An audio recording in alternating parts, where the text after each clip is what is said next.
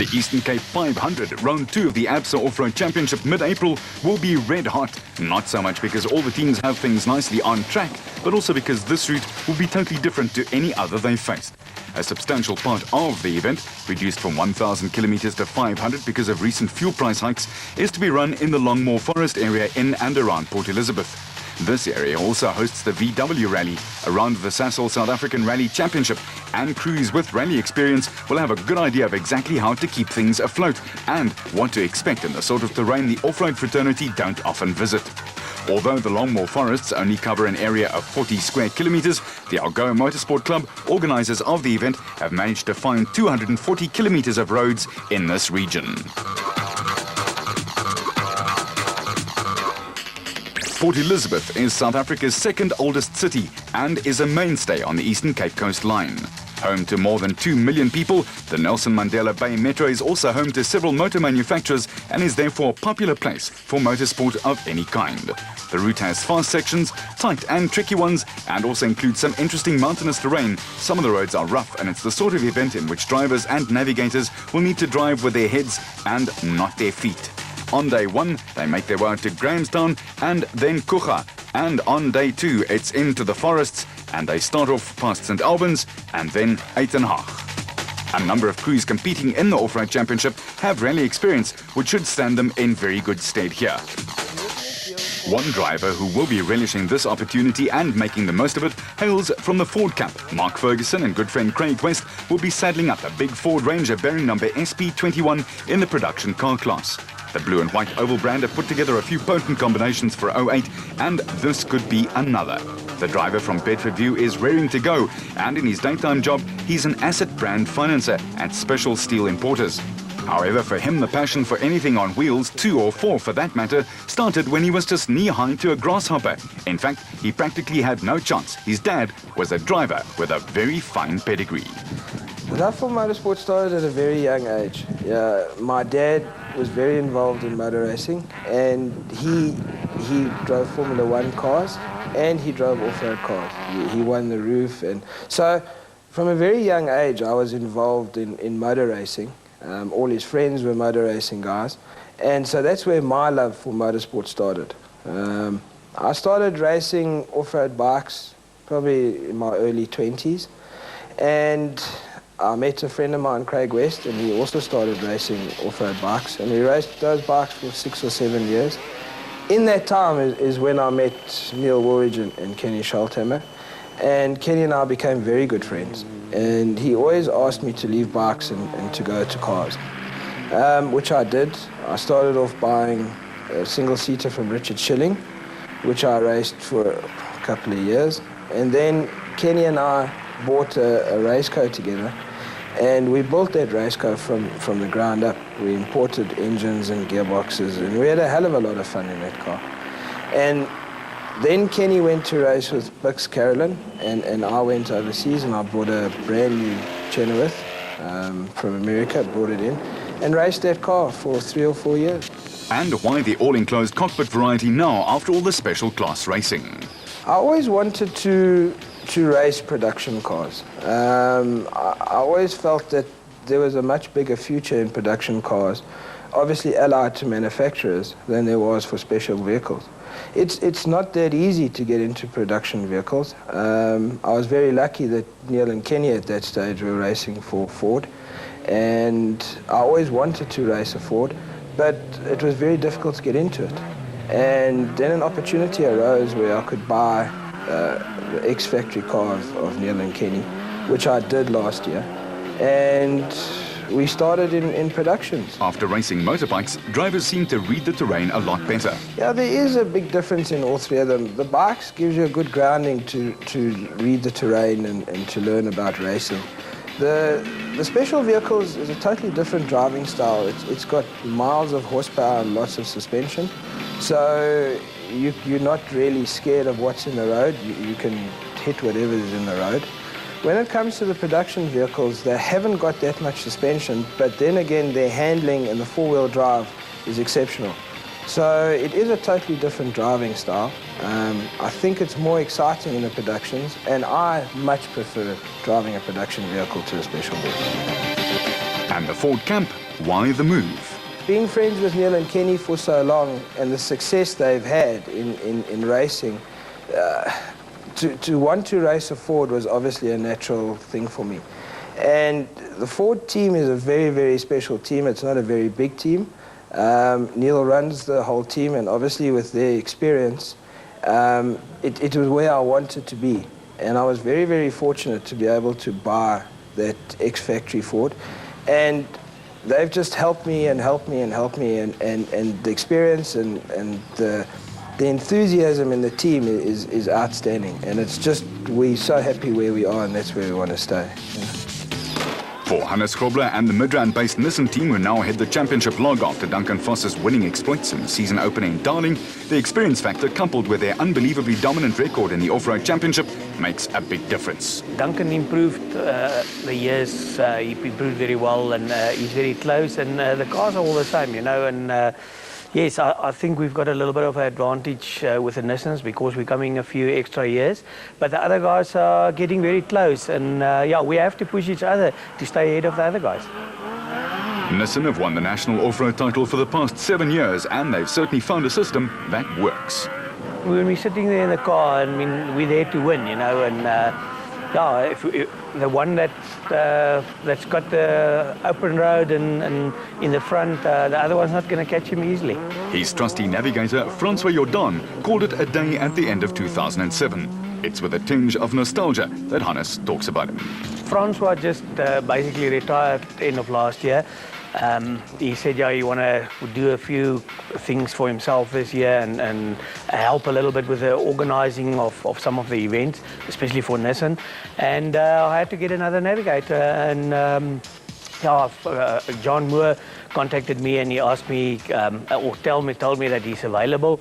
And he's a nice guy, you know, and I thought, yeah, you know, to bring in a younger guy into the sport and maybe going with me and teach him a bit of what I know, you know, and in the future he can be a good navigator, maybe going to the Dakar, you know. He's very, very, very good. I like sitting with him in the car. He hasn't got the experience that Francois and the other guys has got, so it's going to take a few events to get him right at the top and very sharp, but I'm sure he wants to do it, so and I think that'll make him successful. Nissan could rest on their laurels, but that's not what team manager Glenn Hall expects or gets. Yes, I think we basically dominant. What I say to the guys is that they must remember that we're trying, and Glenn and his team trying to get every year better and better, you know, and they're working all the time on the cars, you know, and I think not to take anything from the other manufacturers or the guys that's also building the cars, but I think Glenn and them are spending more time than anybody else in the car, you know, on the car and developing the car and working on to get the engines better, and that's one of the reasons why they're very successful, you know, and we also, you know, we try to test the cars more and get out of every little bit out of the car. So if Toyota and Ford jumps 1 second from last year, they 1 second faster, we must go and be 1 second quicker as well. We need to stay ahead of the other guys, you know, and that's what motorsport is all about. There are a lot of new and old faces in the SP class. Hannes welcomes that. I'm very happy that we got Alfie back basically in the production classes now. It's always nice to have a competitive guy there. There's a few new guys that's into SP class. That's unbelievable because it's not so cheap to run an SP class, but it just shows you that the guys think they can run with the top guys and they can handle that cars, and it'll take them a few events to get used to it. But I'm sure at the end a few guys will come to the front and show what they can do. So it's nice to have the new guys there. The route plan for the Eastern Cape 500 is due to be driven in rally-style conditions. Will that give the man who's been driving Nissan and before that Datsun for more than 25 years an advantage or not? I've heard that it's going to be in the vicinity of the Longmore Forest, that most of the rallies down there in PE is being held. But it's not to say that we're going to do the rally roads, you know. You've got lots of roads there, and I'm sure they're going to make it quite a bit rougher than the rally roads, but they'll probably include some of the rally roads. And the area will be familiar to mostly the guys that's probably done some rallies there, you know, like Alfie and myself few years ago. I've done a rally there, and then you've got Macron here that's rallying there. That's been rallying there last year. I don't think it'll really suit them. It'll give them a big advantage. It'll have a little bit of an effect, but I think it's going to be competitive there. I think that guys like Macron here is going to pull all the stops out to try and beat us down in PE. Hannes has been a champion at both forms of the sport, off-roading and rallying. What are the major differences? Tell you that it's two different types of motorsport, but rallying is like you're driving 12 tens, most of the time, because you can service every 20 kilometers. Off-roads is more, you're driving fast, but you must know what your vehicle can do and what your capabilities is and the vehicle's capabilities. But if you can find a good thing in between rallies and off-roads, and what's mostly important is when you need that to drive, like on a rally 1210s, for certain pieces of the road, or when somebody is close by, or you want to pass somebody, then you have the experience that you've done on the rallies, and that's quite handy in off-roads. You're not driving all the time 1210s in off-roads. You're driving maybe 810s, and when it gets in, you push each other, it's probably 1010s, Vehicle and Asset Finance from ABSA, going off the beaten track. Vehicle and Asset Finance from ABSA, overcoming all obstacles. Our preview for the Eastern Cape 500 continues, and for the Castrol Toyota team, Father Christmas arrived late. There are some new toys for the boys. Well, new toys for the new season. So what the team decided was to run Mark, our teammate, in the brand new specification car in the first event, see if there were any teething problems which needed to be ironed out, and then build the second one for the second event. So we're hoping straight out the box it should be competitive. We've hopefully now, with Mark's on, ironed out some of the little small problems that you have with any new car, and hopefully we can go and give the Nissans and the Ford a bit of a run for their money at the next race. The standard has exponentially risen in the last 5 seasons, and all the works teams are now very competitive. What do you ascribe that to? Well, the pace is really, really hot, and quite frankly, all the manufacturers are actually on the pace. The difference now between sort of first and in Class SP, first and 10th, is 30 seconds a minute. So we're spending all our time now trying to find those half a second. So it's not a simple thing where you'll find a big improvement in one race. You've now got to look at things like overall design of the vehicle, suspension layout, and particularly we spend a lot of time is on weight and weight distribution, and also trying to get the car a little bit stiffer, because the stiffer your structure is, the better the suspension can work. So small improvements, it's not going to be dramatically faster, but small improvements, and that's what we're looking for, a 10th of a second here, a 10th of a second there. Houghton has good memories of the route in Port Elizabeth. Been rallying there for many years, so quite looking forward to it. In fact, we haven't been down that part of the world for many, many years with off-road vehicles. I'm a bit worried that in the past I still remember that area as being quite rough, and I think a lot of the guys are expecting a nice, smooth, fast rally type thing. But I think the organisers are going to have one or two surprises in store for us. So we're actually preparing ourselves for a rough race, not a rally type road. And what's the difference for him between off-roading and rallying? People often ask me that question, and it's very difficult to say what is the difference between rallying and off-road, and people ask you which do you prefer and things like that. And the way I've always explained it is sort of the difference between soccer and rugby. Both of them use a ball, both have got goalposts. They're similar sports, but they're fundamentally different. There's big differences between them, and even from a navigation perspective in the two sports. In off-road racing, I'm trying to keep the driver on the route, make sure we don't go wrong. We're always on the quicker track, and sometimes the route finding itself is a skill, and hence we have things like GPSs and ODOs and things like that. And on rallying, we actually use a different type of navigation called pace notes or safety notes, where we call every twist and turn in the corner. So there it's all about speed, get the driver through the corner as quickly as possible. Off-road, it's about speed, but at the same time, off-road being more of an endurance type sport, there's also a lot of mental support for the driver involved, where you've got to keep the driver motivated, sometimes scold him if he's going a bit too hard, and try and pace the vehicle, because it's one thing to be quick, but another thing to get the vehicle to the finish as well. So it's very much a compromise, where rallying is very much about speed, flat out, all the way. Houghton has been with the team for 13 years and he's become a part of the family. Been involved with Toyota in official capacity since '95, so I think I'm part of the furniture with the team. And, you know, I've always been involved with Toyota. They've looked after me well. I enjoy the team. Obviously, through the years, I've formed good relationships with the technicians, the management of the team, and I like to think we work well together. And having been involved with the team so long, I also like to think that my experience with the team and the way the team works can rub off onto, you know, with each team you get new drivers, new personnel always becoming involved.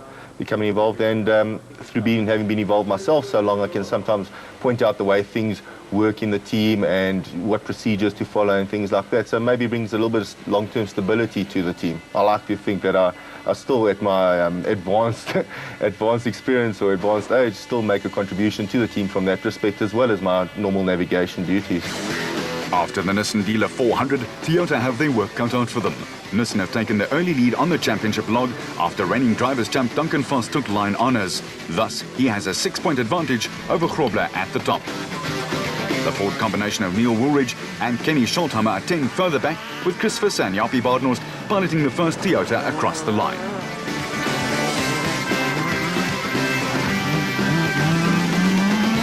In the special vehicle class, the burnt-out wreck of Evan Hutchison and Achim Bergman's motorized bat is a stark reminder that motorsport can turn ugly quite quickly. The current champion takes a philosophical view. Yeah, unfortunately, after 4 years of good clean running and no major accidents, it looked like it was our time, you know. Unfortunately, we were running sort of flat out through the field, and we came across an unmarked Donga. We were going too fast to try and stop or turn around it, so we had to hit it. That threw the car up into the air, and we rolled a few times. Came to rest on our side, and unfortunately the same problem happened with Naheem Musaji. He was just behind us, he hit it and he rolled and crashed into us. Unfortunately, he crashed into the motor because the car was lying on the side and broke the whole intake manifold, everything, which caused the car to catch a light. And you know, we managed to get out of the car. My navigator was a little bit sort of unconscious and dazed, and he wasn't getting out, so I managed to drag him out. But by the time I'd sorted all that out, the car was too far gone to try and put the fire out. We tried for quite a while, but to no avail. So that was, yeah, one car burned to the ground, unfortunately. So that, I thought, could have been the end of my racing year. Fortunately, Motor Rights have stuck with us through thick and thin and said to us not to worry, we're going to carry on. So we've got the second vehicle, which Alfie Cox raced last year, and Brandon raced that in that last race. Unfortunately, he blew the motor, so we're having to rebuild the motor and go through quite a bit of the car to get it sorted out for the next event. Luckily for me that there was another car that we could carry on racing. So we're in the process of sorting that out now. We need to get up and running again and still take this championship. I think we still have a very good chance of taking the championship because all the top contenders fell out in that first event, so we're sort of still on a level par. It's just the basics of running through another car and setting it up for my own personal style. Obviously, Alfie had slightly different settings on certain things, and I'm just trying to fine-tune the car to our own style at the moment. Now that he's had a serious accident, how does he feel about the safety factor? How well are the safety cells really built? The fact that I'm standing here is testament to the fact that we really build these things as strong as they need to be and possibly stronger. You know, we had a massive accident. Our first impact was on the roof. We landed on the roof of the car and then rolled again, and with a second accident. And the actual structure of the safety cell that we sit in is basically perfect. You know, we were both fine inside. Obviously, Achim had bumped his head somewhere, but we were both very safe. You know, the fact that there was a fire, you can only really expect a car to be safe for one accident. The fact that we had one and then got hit again, there's nothing you could really do about that. But yeah, I think I owe you know, as much as Achim says I saved his life, I think he saved our life in building this car the way he did. There's no shortcuts taken in building of these cars. There's no money saved in building these cars. And we're not the only ones. There have been some other major accidents with these cars rolling down hills and having major high-speed accidents. And we were fine. You know, if it wasn't for the fire, the car would have been repaired and we would have carried on. So yeah, I think, you know, there were some melted bits and pieces that are on my helmet. We're not too sure where it came from, but our suits, neither of us were burnt at all. The suits we wear are fireproof, so there were no problems there. The helmets we wear are fireproof, and the bib that we wear around the bottom was fireproof. So neither of us had any marks or any real injuries from the accident. And if you had seen the accident or you were anywhere near it, you would have realized that it was absolutely a miracle that we were.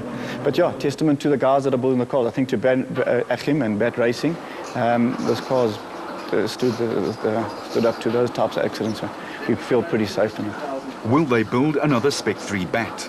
We're not going to build another car. We built the 2 Spec 3s initially, which we campaigned last year. One's gone. We've got some other plans for the future. So we're going to carry on running this one Spec 3 that we left with. Alfie, as you know, he's running in his SP. So Brandon is building himself the new Spec 4, which he'll have up and running for the next event. So those are the cars that we'll concentrate on through the course of the year. We won't build another Spec 3, but we do have some other plans for something else going forward in the future. How fast were they going at the time of the accident? We've been asked this question. Obviously, it's come up now since this accident, in that it was a sort of a high-speed accident. We don't know exactly how fast we were going. We were 5th gear, but we weren't flat out. So we guess it was between 165 and 175, somewhere around there. Personally, I don't believe it was the speed that caused the accident. The fact that the markers weren't there and there wasn't a marker before the hole. We do get to some high speeds. That's normally for a very short period of time. But the speeds between our off-road, the specials and the SPs are still quite similar. But when you talk about danger comes from something that isn't marked. You can go around a corner at 80 kilometers per hour. If it's on the side of a mountain, that's a lot more dangerous than doing 140 kilometers per hour. So it's all relative. I don't believe these cars their danger comes from their speed. We can accelerate them very quickly and we can stop them very quickly. But in certain circumstances out of our control, that's where the dangers are going to come in. And we've had some discussions about it, and we've looked at going forward in the future is we need to pay particular attention to marking dangerous areas and dangerous situations. And the danger is determined by the size of the hole more than this, and letting the competitor know that it's there rather than the speed that you would be doing. So, it's something that we are looking at the moment, and it'll be sorted out. The overall top speeder that we have spoken about, taking away a few kilometers of top speed and limiting the cars possibly to a particular top speed, which I think isn't a bad idea. And we very seldom get to those major high speeds, very seldom. But we are looking at all of these things at the moment. So hopefully, from the accident that we had and the fact that it was potentially dangerous and we lost a whole lot of money out of it, all we really want to know going forward is that the sport will be safe at the end of the day. And everybody's together on that, so I believe that we will end up going in the right direction. For rally champion and now off-road navigator Pierre Arries in the big turquoise Atlas Copco Porter, the move from the short, fast bursts of rallying to the long endurance-based off-road events has been quite a change. It's completely different to the discipline that I'm used to. It's a different vehicle, a different way of navigating, so there's quite a lot to get used to. But I think the biggest thing for me at this stage is to get used to the vehicle and the dynamics of the vehicle and how that reacts to the conditions that we find out there. I need to be able to get a grasp of that, but the competitive section we've just done went very well, so I'm quite happy at this stage, yeah. The special vehicle class probably has 5 more championship contenders in it than it did last year. Thus, the driving will be even more furious in 2008. The championship log after the travails at Darling makes very interesting reading, and former champion Terence Marsh with co-driver Pieter Groenewald heads the log, courtesy of their 34-second win over second-place Peter Ruthven and Deval Boshoff in their Rubicon Bat. There are 7 legs of the ABSA Off-Road Championship left, and number 2 will be tricky. There are going to be lots of blind rises and corners with drop-offs, off-camber corners, and other surprises. The event will start in Port Elizabeth on Friday, April the 18th, and the prologue to determine start positions will get going from Kings Beach. The route is made up of 2 legs and will cover 430 k's. Until the next time you keep it on the road, we'll keep it off-road.